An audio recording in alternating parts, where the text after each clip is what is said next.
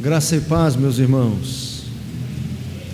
Louvado seja o nome do nosso Senhor Jesus Cristo, Senhor da igreja, Senhor nosso, que nos deixou palavras poderosas para salvar. Dentre essas palavras estão aquelas que nós estamos nos detendo nas últimas semanas: o Sermão do Monte, Evangelho de Mateus, capítulo 5,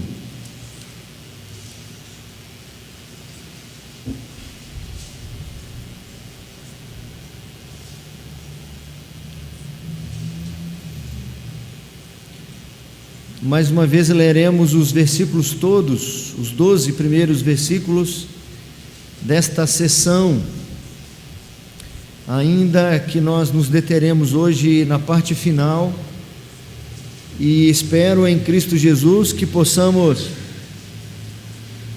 encerrar hoje esta primeira sessão das bem-aventuranças, e semana que vem, assim, se o Senhor permitir, prosseguiremos no restante, na próxima sessão deste sermão. Eu sempre leio o texto todo por várias razões. Primeiro, porque o texto fala por si mesmo, é inspirado pelo Senhor, e se todos os meus comentários não forem edificantes, com toda certeza essa palavra lida não terá voltado vazia. E também pela razão de que muitos não estão acompanhando, vão ouvir só hoje, talvez. Então é importante que nós leiamos esta sessão toda. Não é grande, e assim, para quem já está ouvindo há mais tempo, ajuda até na memorização, enfim. Mateus capítulo 5, do versículo 1 ao 12. Vendo Jesus as multidões, subiu ao monte, e como se assentasse, aproximaram-se os seus discípulos, e ele passou a ensiná-los, dizendo: Bem-aventurados os humildes de espírito, porque deles é o reino dos céus. Bem-aventurados os que choram, porque serão consolados. Bem-aventurados os mansos, porque herdarão a terra. Bem-aventurados os que têm fome e sede de justiça, porque serão fartos. Bem-aventurados os misericordiosos, porque alcançarão misericórdia. Bem-aventurados os limpos de coração, porque verão a Deus. Bem-aventurados os pacificadores, porque serão chamados filhos de Deus. Bem-aventurados os perseguidos por causa da justiça, porque deles é o reino dos céus. Bem-aventurados sois quando por minha causa vos injuriarem e vos perseguirem, e mentindo disserem todo mal contra vós. Regozijai-vos e exultai, porque é grande o vosso galardão nos céus, pois assim perseguiram aos profetas que viveram antes de vós. Vamos orar mais uma vez. Senhor nosso Deus, Pai majestoso, engrandecido seja o teu nome. Rogamos-te que ilumines nossa mente e nosso coração pelo teu Espírito, Senhor, e que pelo teu Espírito habilite-nos a receber o alimento, a porção que nossa alma carece, Senhor. Fala conosco. Eis uma porção da tua igreja que se reúne para ouvir a tua palavra. Alguns aqui neste momento e outros, ó Deus, posteriormente. Que a tua palavra alcance, ó Deus, a partir do meu próprio coração, tantos corações dos quais o Senhor mesmo quer falar com esta palavra. Em nome de Jesus que oramos. Amém. Nós nós temos aprendido que o nosso Senhor não faz aqui a apresentação de 8 qualidades para 8 pessoas distintas. Bem-aventurado o sujeito que é assim, também é bem-aventurado aquele outro que é daquele jeito. Bem-aventurado é o que é humilde. O que chora também é bem-aventurado, sem se esquecer de quem for manso, de quem tiver fome e sede de justiça, ou dos pacificadores. Não são 8 pessoas diferentes com virtudes distintas. São marcas, são evidências que precisam constar no caráter de uma pessoa só, de um único ser humano. E quem é este ser humano? É o discípulo de Jesus, é o seguidor de Jesus, é o que faz jus ao nome cristão. Não faz sentido ser chamado cristão se não for ter um caráter que se assemelha ao de Cristo. É claro que de maneira imperfeita, de maneira limitada, obviamente, mas que se assemelha, que se amolde ao caráter de Cristo. Nós todos sabemos que os seguidores de Jesus foram chamados cristãos a primeira vez em Antioquia, depois da ressurreição de Jesus, depois da descida do Espírito Santo, depois daquela grande perseguição que sobrevém sobre a igreja, depois de todos, exceto os apóstolos, terem sido dispersos. Ou seja, houve tempo suficiente para que aqueles seguidores de Jesus fossem então chamados cristãos, porque diante de provas, de tribulações, de desafios, de situações adversas, de expressões de comunhão, de amor, de afeto, etc., eles demonstraram-se parecidos com Cristo, e aí naturalmente foram chamados cristãos. Então quem pode ser chamado cristão? Esses que possuem, ainda que de modo, repito, limitado, imperfeito, iniciante, mas já possuem marcas, as marcas do Cordeiro. E os que possuem essas marcas, eles obrigatoriamente, à medida que se assemelham a Cristo, obrigatoriamente se distanciarão dos que não seguem Cristo. Não tem meio termo, não tem cinza, não tem em cima do muro, não tem terceira opção. Ou se entra pela porta apertada ou pela larga, ou se caminha pelo caminho apertado ou pelo largo, ou se ajunta com Cristo ou se espalha sem Cristo, ou se é com Cristo, ou se está com Cristo, ou se está contra Cristo. E eis aqui aqueles que desta forma, não pelos discursos, pelas narrativas, da boca para fora, eis aqui aqueles que demonstram-se estarem adentrando nas portas apertadas ou na porta apertada, no caminho estreito. Aqueles que possuem essas marcas, essas evidências, demonstram que são aqueles que estão ajuntando com Cristo e não espalhando, os que de fato estão com Ele e não contra Ele. E é por isso que neste sermão todo, nós aprendemos as características próprias dos discípulos de Jesus. Então poderíamos dar alguns temas possíveis para o Sermão do Monte, Mateus 5, 6 e 7.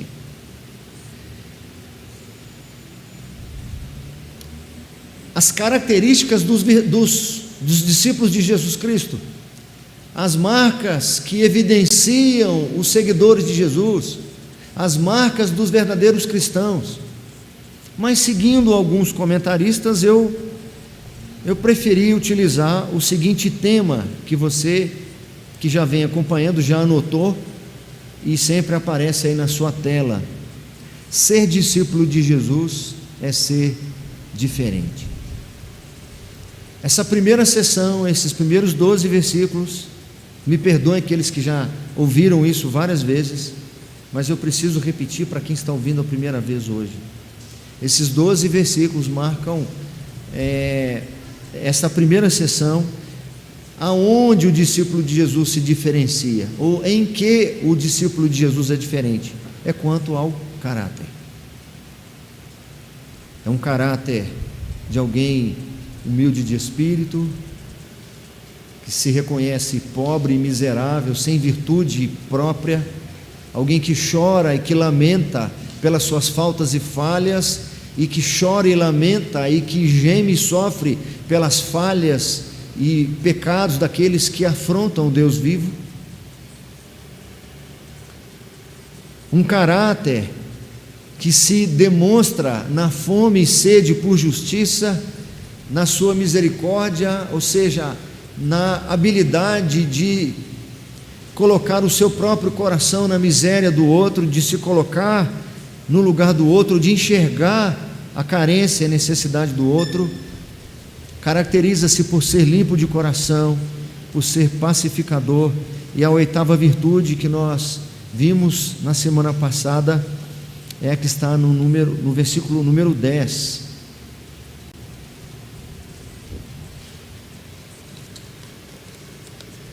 Bem-aventurados os perseguidos por causa da justiça, porque deles é o reino dos céus.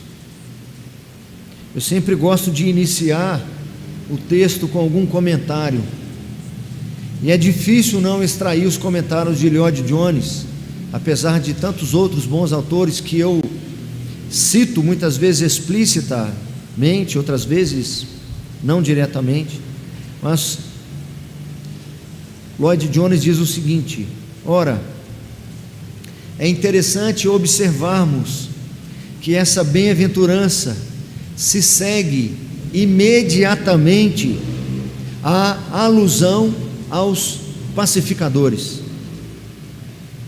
Em certo sentido, é em vista do crente ser um pacificador, que, como nós vimos, é a primeira bem-aventurança que fala de algo prático, exterior. É a primeira bem-aventurança que se expressa a partir das outras virtudes. Então essa agora é mais palpável, é mais perceptível.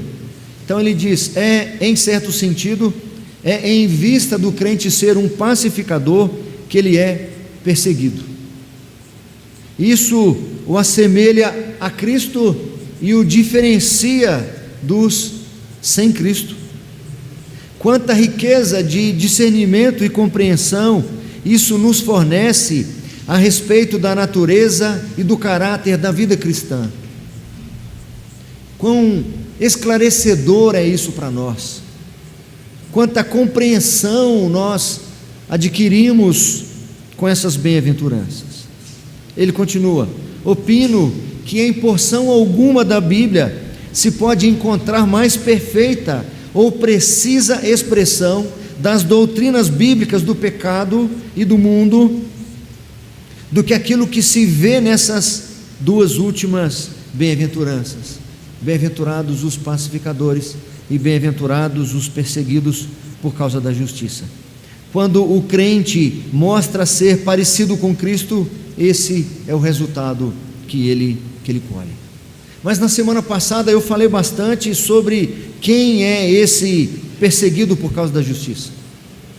Eu falei bastante sobre como se avalia, como se faz essa autoavaliação, quem é o perseguido por causa da justiça, porque diferente das outras bem-aventuranças, que são diretas, essa é indireta. Nós descobrimos que esse perseguido por causa da justiça é o que se parece mais com Cristo, o que se parece com Cristo, aquele que possui o caráter de Cristo, que defende os valores de Cristo. Eu quero me deter hoje na sequência dessa bem-aventurança, o resultado dessa bem-aventurança. A primeira coisa que acontece, a primeira resposta é que dele é o reino dos céus. Preciso falar um pouco sobre essa expressão, porque deles é o reino dos céus. Se nós observarmos a primeira bem-aventurança, que fala dos humildes de espírito, diz que dos humildes de espírito é o reino dos céus, ou deles é o reino dos céus. E a última bem-aventurança fala que os perseguidos por causa da justiça, também esses também herdarão o reino dos céus.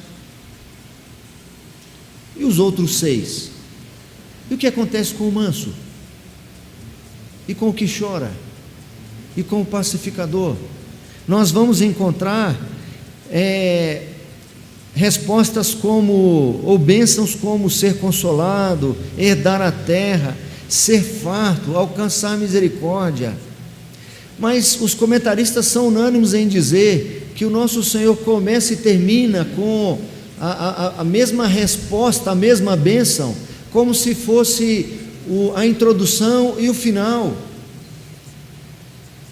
Que todas as bênçãos que estão no recheio, elas na realidade, elas são uma espécie de explicações dessa bênção maior.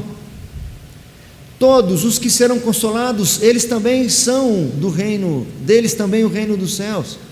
Os que serão fartos, deles também o reino dos céus.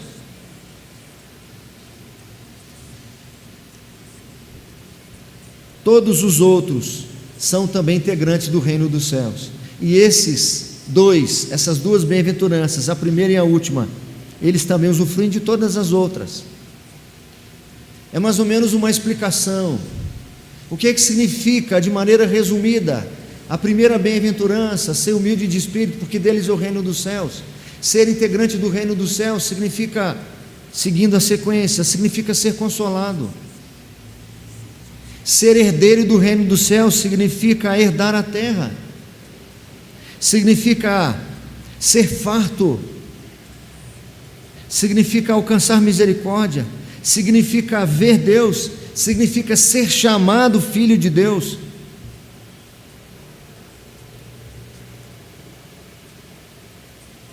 Essas bênçãos todas estão patentes e latentes para aqueles seres humanos diferenciados dos outros, que vivem numa contracultura, que nadam contra a corrente, que se diferem inicialmente, pelo que estamos vendo, pelo seu caráter. Que reino é esse que permitirá o consolo, que permitirá ser farto, que permitirá ver a Deus? Que reino é este? Jesus nos ensina, Ele vem trazer clareza sobre quem é esse reino, como esse reino, o que é esse reino. Entre outras possíveis explicações, nosso Senhor nos ensina, sobretudo aqui no Sermão do Monte, que este reino, ele é oposto ao reino deste mundo. Essa talvez seja uma das grandes características desse reino dos céus, ou desse reino de Deus que Lucas apresenta. Ele é oposto ao reino deste mundo, está em completa oposição, não é uma parcial oposição, é uma completa oposição. Preste atenção nisso. Nós começamos a entender o porquê das nossas indignações com os noticiários dos jornais. Nós começamos a entender um pouco mais porque o nosso desconforto, o nosso incômodo com a realidade dos nossos dias. Os valores desse reino dos céus, eles são totalmente diferentes dos valores desse mundo. Por conta disso, eu fiz algumas conclusões. Primeira conclusão, por conta desse reino do Senhor, esse reino dos céus, ser isso que eu acabei de dizer, ele ser oposto ao reino deste mundo, ele obter ou ele ter valores totalmente diferentes deste mundo. Primeira conclusão: os integrantes desse reino dos céus também são diferentes de todos os integrantes deste mundo. Esta conclusão daria para nós muitas aulas, muitos sermões. Se o reino dos céus ele é diferente do reino deste mundo. Se o reino dos céus está em oposição ao reino deste mundo, e se eu sou integrante desse reino dos céus, eu também sou diferente deste mundo. Mais do que isso, eu estarei em oposição ao reino deste mundo. Aí eu começo a entender o que significa jugo desigual. Aí eu começo a entender o que significa que não há comunhão entre luz e trevas. Aí eu começo a entender quando o apóstolo Paulo, por exemplo, diz que deve-se evitar aqueles pecadores que, se dizendo crentes, de fato não são seguidores de Cristo. E ele, na carta aos Coríntios, diz: com os tais nem sequer comais, explicando que não há comunhão com aqueles que são falsos crentes, que não há amizade nem maneiras de andar junto com aqueles que são opositores ao reino do Senhor. Se o reino dos céus está em oposição ao reino deste mundo, e se eu sou integrante deste reino, eu não posso esperar outra coisa de mim, senão me opor a esse mundo, ou ser diferente deste mundo. Segundo, ao se viver essa vida diferenciada, ao defender os valores deste reino, ao defender valores eternos, ao se parecer com o rei desse reino dos céus, todos os inimigos deste rei também serão meus inimigos. Então, eu não só estarei em oposição, eu não só serei diferente das pessoas do reino deste mundo, como todas as outras pessoas que não estão no reino dos céus, que não são integrantes do reino dos céus, que não têm o rei desse reino dos céus como seu rei, elas serão minhas inimigas, elas terão inimizade contra mim. Nosso Senhor Jesus Cristo ensinou, aí mesmo no Evangelho de Mateus, lá no capítulo 10,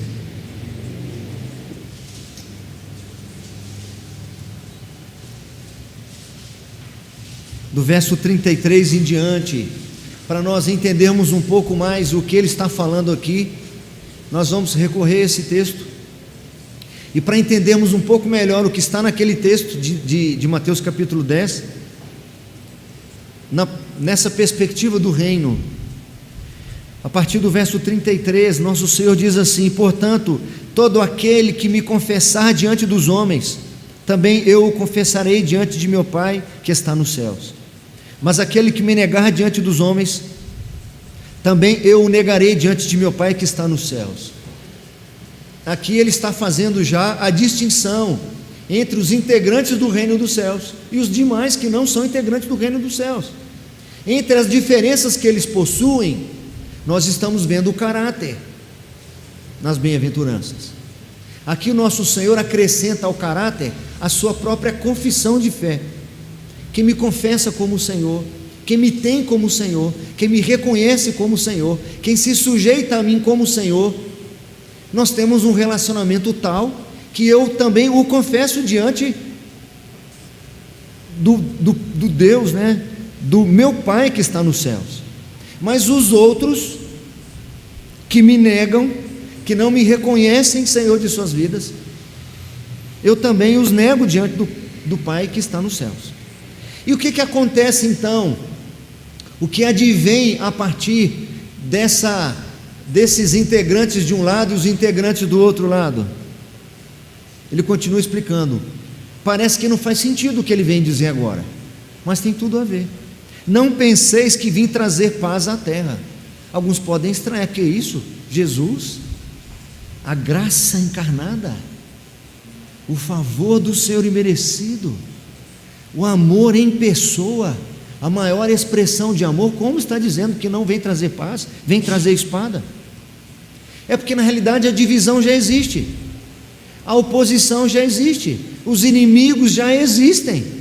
Eu vim só esclarecer mais qual é essa divisão. Então eu vim trazer discernimento para se observar e se saber quem são os meus seguidores dos que não são. Não penseis que vim trazer paz à terra. Não vim trazer paz, mas espada, pois vim causar divisão entre o homem e o seu pai, entre a filha e a sua mãe, entre a nora e a sogra. Assim os inimigos do homem serão os da própria casa. Quem ama seu pai ou sua mãe mais do que a mim não é digno de mim. Quem ama seu filho ou sua filha mais do que a mim não é digno de mim. E quem não toma a sua cruz e vem após mim não é digno de mim. Quem acha a sua vida, perdê-la-á. Quem todavia perde a vida por minha causa, achá-la-á. Quem vos recebe a mim, me recebe. E quem me recebe, recebe aquele que me enviou. Quem recebe um profeta no caráter de profeta, receberá o galardão de profeta. Quem recebe um justo no caráter de justo, receberá o galardão de justo. E quem dera beber, ainda que seja um copo de água fria, a um destes pequeninos, por ser este meu discípulo, integrante do reino dos céus, em verdade vos digo que de modo algum perderá o seu galardão. Bem-aventurados os perseguidos por causa da justiça, porque deles é o reino dos céus. Senhor, eu quero ser integrante do reino dos céus. Entenda o que significa o reino dos céus. O reino dos céus está em plena, completa oposição ao reino deste mundo. Seus valores são completamente diferentes, opostos. Isso significa que se eu sou integrante do reino, então eu preciso ver em mim uma diferença, um incômodo, um desconforto. Segundo, assim como são inimigos de Cristo, não confessam a Cristo, não pertencem a Cristo, não se sujeitam a Cristo, abominam os valores de Cristo, e qualquer um que defender os valores de Cristo, qualquer um que defender alguns dos seus princípios, atrairá também para si inimizade por parte dos que são inimigos de Cristo. Terceira conclusão, a partir dessa característica do reino, por ser diferente do reino deste mundo, ser perseguido por causa da justiça, ser perseguido por causa da semelhança que se tem com Cristo, ser perseguidos porque estamos do lado certo, ser perseguido porque estamos no caminho certo, ser perseguido por seguirmos os passos de todos os que anteriormente viveram à semelhança de Cristo, autentica que somos, autentica quem somos, confirma quem somos. Se eu consigo perceber que há uma diferença na minha vida, da vida daqueles que não seguem o Senhor, ou se eu consigo perceber a diferença na minha própria vida, que hoje estou seguindo o Senhor, estou no reino de quem eu fui um dia, se eu consigo notar essa diferença, eu vou perceber que o meu eu do passado tem inimizade com esse meu eu do presente, e todos os outros que ainda estão nessa condição são e serão também meus inimigos e oposição. Não é surpresa, não é surpresa quando intentarem contra mim. Terceiro, eu preciso ver também nessa ótica, se de fato essas coisas estão acontecendo, significa que há uma autenticidade, uma espécie de certificação de que de fato eu estou do lado certo, porque a hora que todo mundo me elogiar, todo mundo concordar comigo, eu não conseguir encontrar diferença, não trazer oposição nenhuma mais, se não tiver nenhuma jovem terminando o namoro profano, se não tiver nenhum rapaz crente terminando o namoro que desagrada ao Senhor, se não houver nenhum crente em Cristo abrindo mão de certas amizades, se não houver nenhuma ruptura entre os que seguem o Senhor dos que não seguem, porque o Senhor veio trazer a espada, o Senhor veio trazer a distinção entre você, meu servo, filho da luz, que anda comigo, e desses outros que não andam. Essa distinção é fundamental para você não se misturar nesse nível. Quer dizer que eu não posso evangelizar? Não é isso, não é isso. Quando o apóstolo Paulo escreve a segunda carta aos Coríntios, ele diz mais ou menos assim: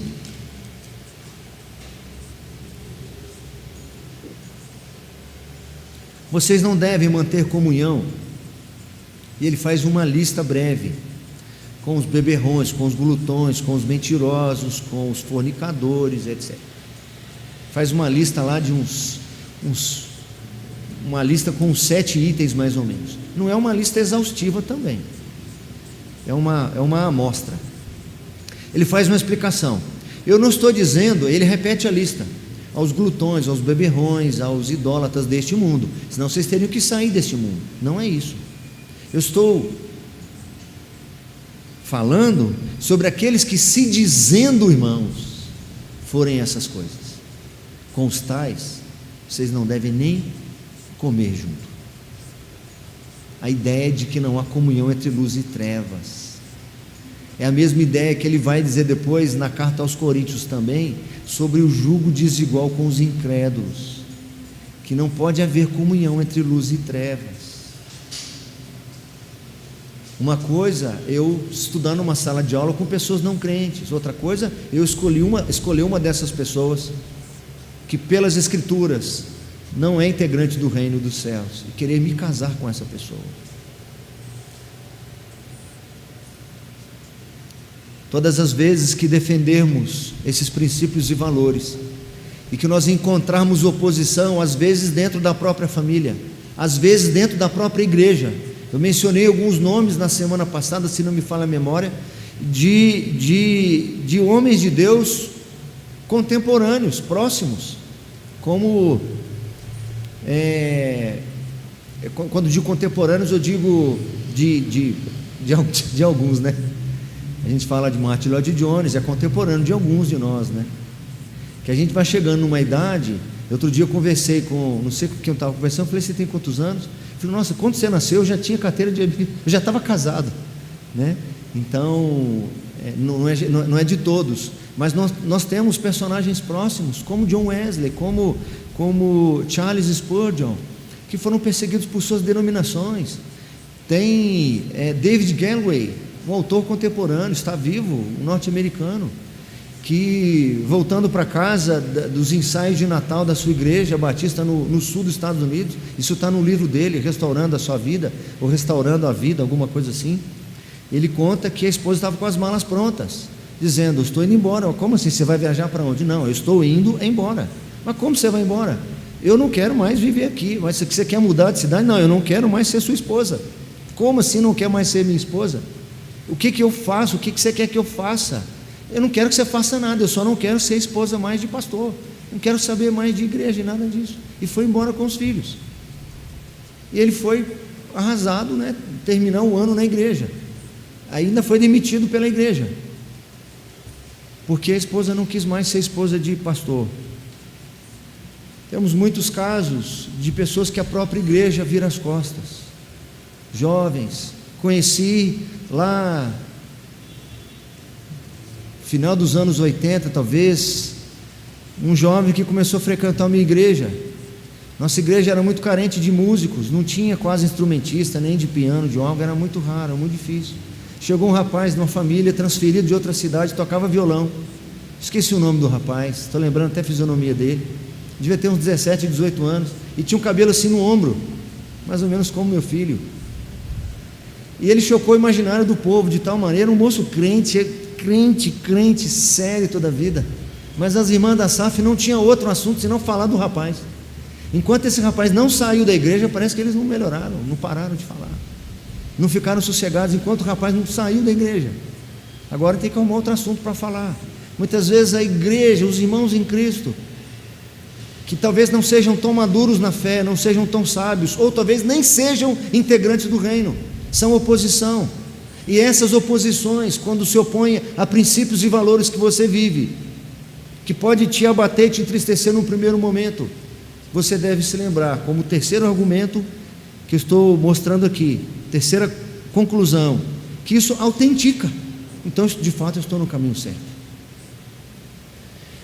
Por isso que eu não falo para o meu filho cortar o cabelo, deixa ele, se ele quiser ficar com o cabelo, pode ficar. O que importa é o coração dele, que não pode crescer amargura, não pode crescer maldade. Quarta conclusão: vivendo como Cristo viveu, defendendo o que Cristo defende, valorizando o que Cristo valoriza, abominando o que Ele odeia, enfim, tendo um caráter parecido com Cristo, com o de Cristo, nós descobrimos que isso é um grande privilégio. Ser integrante do reino tem mais essa conclusão: é um grande privilégio. O resultado é maravilhoso. Essa é a bem-aventurança. À medida que você, de fato, se demonstrar ser integrante deste reino, entenda que o grande privilégio que você tem: Senhor, eu já estou aqui no seu reino, e agora, o que o Senhor vai? Está vendo? Eu sou muito diferente dos outros. O Senhor está vendo? Os outros que são inimigos do Senhor também são meus inimigos. O Senhor está vendo? A minha vida cristã está sendo autenticada, certificada pelas perseguições que tenho tido por defender seus princípios e valores, por ter um caráter parecido contigo. E agora, o que o Senhor vai me dar? Filho, o privilégio é esse: é ser integrante do meu reino. Essa é a bem-aventurança. A maldade, meus irmãos, pode prevalecer. Preste atenção no que eu estou falando, por favor. Eu sei que o culto é essa hora, o pessoal almoça à tarde, de repente come lá uma feijoada, não é não? Aí o pastor começa a falar toda a vida. Eu estou falando isso que eu comi feijoada hoje, certo? Foi comer na casa do irmão hoje, não vou falar onde foi, senão a freguesia começa a perguntar se sobrou para janta, né? E deixa quieto, porque nós estamos lá com 2 potinhos de sorvete esperando para encher daqui a pouco. Certo? Não vou falar nada, viu, Henrique? Fica tranquilo, não vou falar nada. De repente o sujeito comeu uma feijoada e não deu para tirar aquele soninho, e vem para o culto, começa a fazer aquela digestão, e o olho do sujeito fica parado olhando para mim, parece que congelou a imagem, mas o sujeito já não está me enxergando mais, entendeu? Alguém falou assim: pastor, esse horário do culto é bom. Eu falei: não, meu irmão, não é não. Deixa o povo tirar um cochilo à tarde, deixa eu pregar à noite mesmo, que aí já despertou. Preste atenção: a maldade pode prevalecer nesse mundo. Eu não sei se você já está sentindo isso. Eu não sei se você já está percebendo a grande diferença entre princípios e valores do Senhor de um lado e como são atacados esses princípios e valores do lado de lá. Qualquer coisa que você falar é aceita, desde que não se pareça com Cristo. Qualquer religião você pode levar para as escolas, nas repartições públicas, é cultural, mas se você falar do que é cristão, falar de alguns valores específicos do Senhor Jesus, nosso estado é laico, você não pode falar isso aqui. Não é à toa, não é para a gente ficar revoltado. Então o que eu vou dizer é para trazer consolo para nós, é para trazer alento e para nós relocarmos aonde nossa esperança deve estar depositada. Então por isso que eu estou dizendo, presta atenção: a maldade pode prevalecer nesse mundo, as trevas podem se intensificar no presente século, o amor pode se esfriar de muitos, você pode se decepcionar muito com este mundo e sobretudo com o nosso país no momento atual. Você pode se frustrar com as pessoas que você convive, algumas vezes da sua própria família. Você pode se indignar todo instante pela perversão e inversão de valores e injustiças e maldades e corrupções nos nossos dias. Vamos nos lembrar que o nosso Senhor, nesse mesmo Evangelho, disse que por se multiplicar a iniquidade, o amor se esfriará de quase todos. Ele fala de pais contra filhos e filho contra pais. Nós olhamos o noticiário nesses dias e nós fazemos perguntas: isso é mãe? Isso é mãe?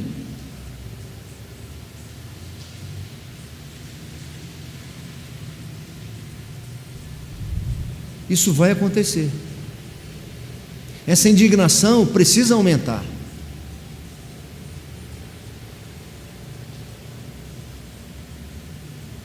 mas nós devemos nos lembrar que nós não somos daqui. Nós não somos daqui. Talvez essa seja uma das grandes lições que nós temos para os nossos dias. Nossa revolta muitas vezes ela não produz edificação. Nossa indignação não traz crescimento para nós, não aumenta a nossa fé, pelo contrário. Muitas vezes os crentes indignados, que é uma virtude, se ofender com o que ofende o Senhor, é virtude. Ter fome e sede de justiça é virtude. Se irar contra toda forma de impiedade é virtude. Mas muitos têm decaído na fé, têm se desolado de tal maneira, desanimado, e procuram respostas e soluções como todos os outros que são deste reino, e que procuram neste reino soluções e respostas. Nós precisamos lembrar de que reino nós somos.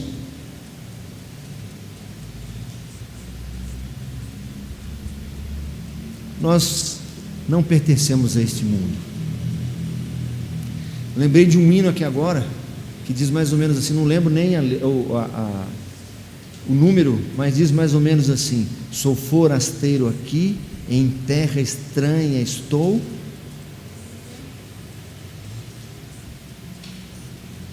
Estou a serviço do meu rei, né?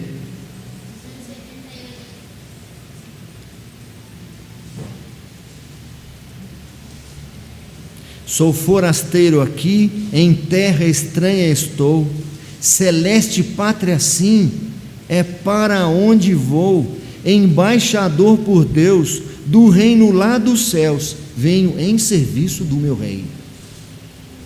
Um soldado que foi enviado, que é de uma nação, enviado a uma outra nação em guerra, precisa o tempo todo ser refletido que ele não é daquele lugar, mas ele foi lá como um emissário do seu país de origem, e tem uma missão a cumprir. Tão logo ele cumprir a sua missão, ele retorna para o seu país.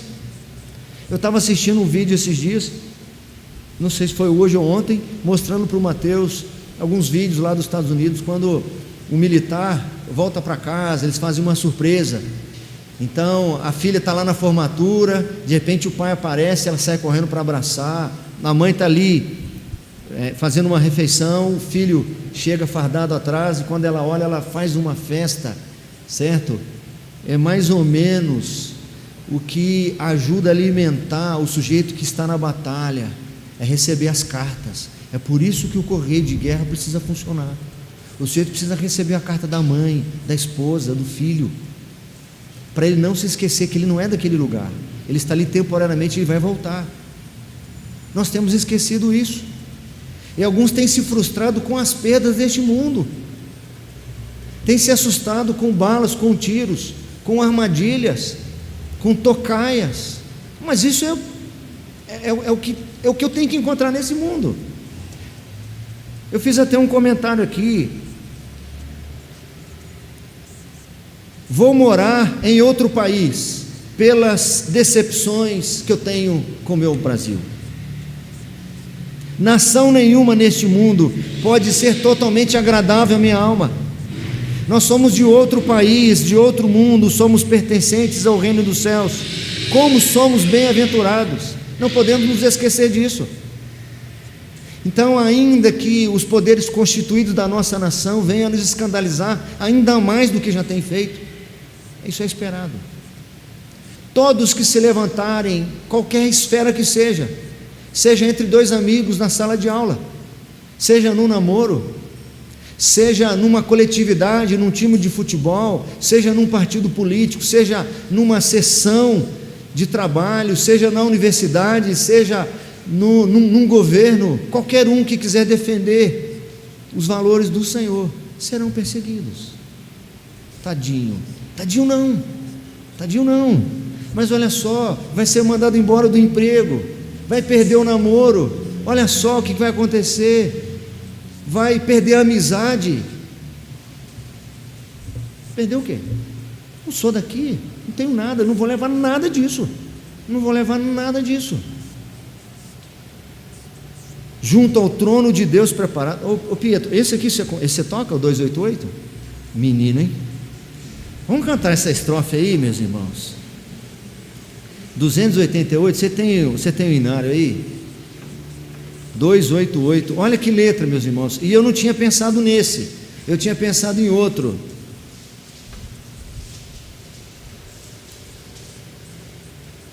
Assim mesmo, assentados o que estão aqui, quem está em casa aí, pega o inário aí, o 288.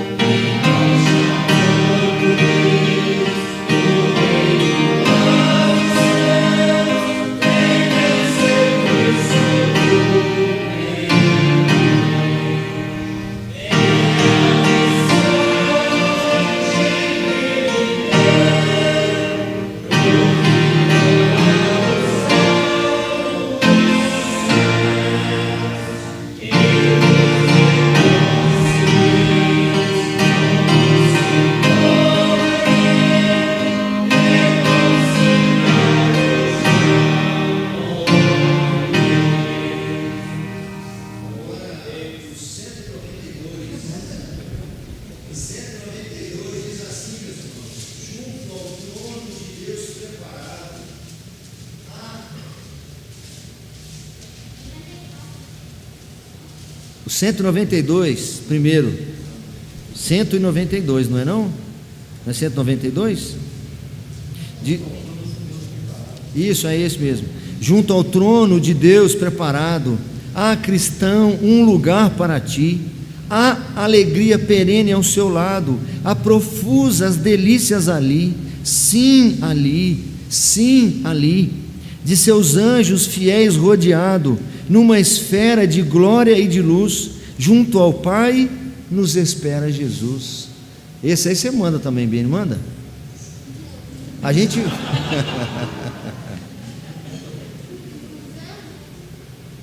Você que manda, o seu regente, véio. Vai tentar? Então vamos, mãe. Seu pai está aqui.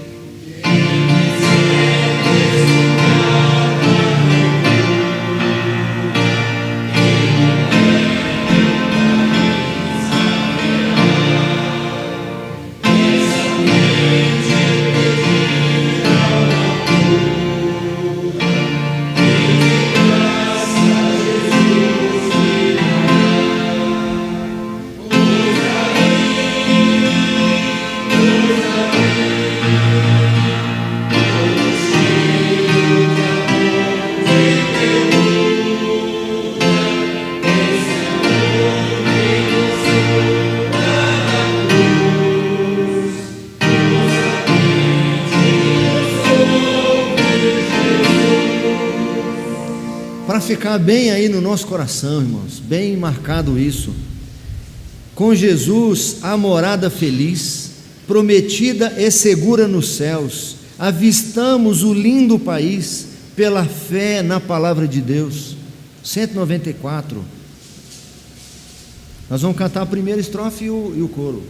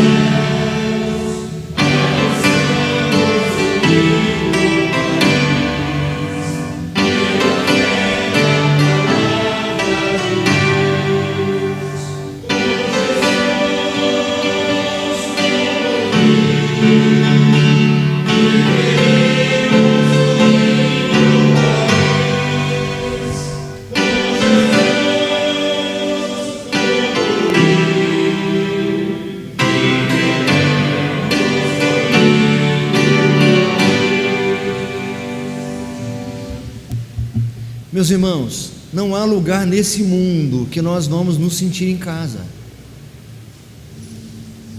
Naquele país lá tem mais segurança do que aqui, vou para lá, mas lá tem menos calor humano do que aqui. Vou para aquele outro lugar porque tem calor humano e tem segurança, mas não tem boa educação, infraestrutura. Não tem país perfeito nesse mundo. Se nós quisermos viver os valores do reino, se nós de fato entendemos que ser integrante do reino dos céus é a grande bem-aventurança para nós, se nós tivermos a semelhança com Cristo, defendermos os preceitos de Cristo, não há lugar nesse mundo que nós vamos nos encaixar perfeitamente. Não haverá. Faltará alguma coisa, faltará o que é essencial, o que é principal. Esse mundo não nos cabe como integrantes dele, e esse incômodo e desconforto, como eu disse, é propício, é identificador, é esclarecedor. Poxa vida, é verdade, eu achava até que na Finlândia seria bom, mas eu comecei a olhar algumas coisas aqui, e tem coisa lá que eu também não gostei, tem valores e princípios nesse lugar, naquele lugar que eu também não gosto. Isso é bênção. Será que tem um problema comigo, pastor? Não tem lugar que está perfeito para mim. Filha, alegrai-vos e regozijai-vos, porque é grande o vosso galardão nos céus, porque assim fizeram com os profetas que viveram antes de vós. Nós não somos deste mundo, nós não somos deste lugar. A indignação faz parte da vida desse lugar. O autor aos Hebreus, e eu encerro fazendo menção, ele diz assim, esse sinal aí já é para eu encerrar, né?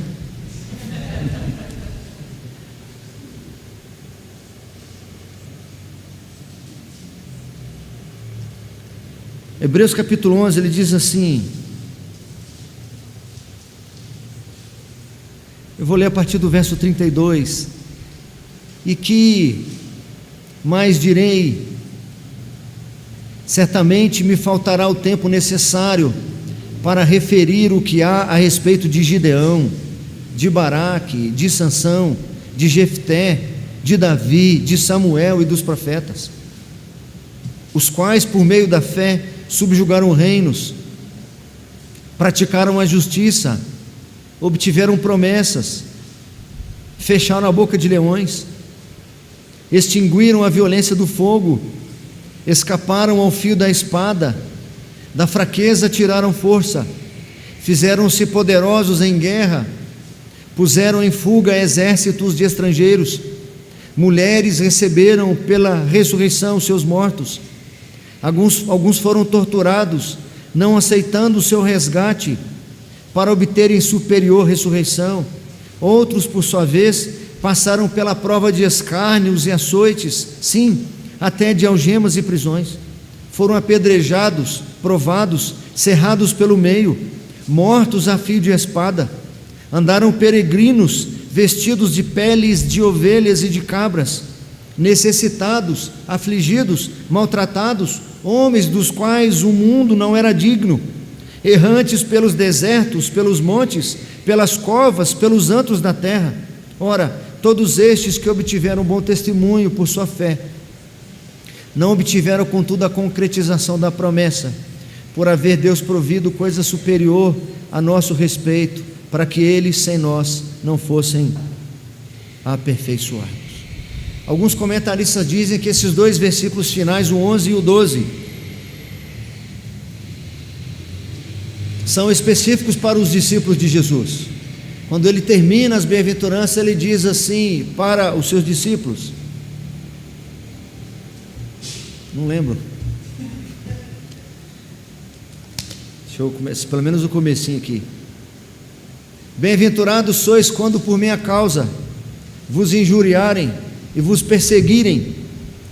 Bem-aventurados quando por minha causa vos injuriarem e vos perseguirem, e mentindo disserem todo mal contra vós. Alegrai-vos e regozijai-vos, porque é grande o vosso galardão nos céus, porque também assim fizeram com os profetas que vieram antes de vós. Que o Senhor reserve para nós o galardão de profeta, que o Senhor reserve para nós o galardão de justo, que são perseguidos e que se regozijam nessas perseguições por amor de Cristo.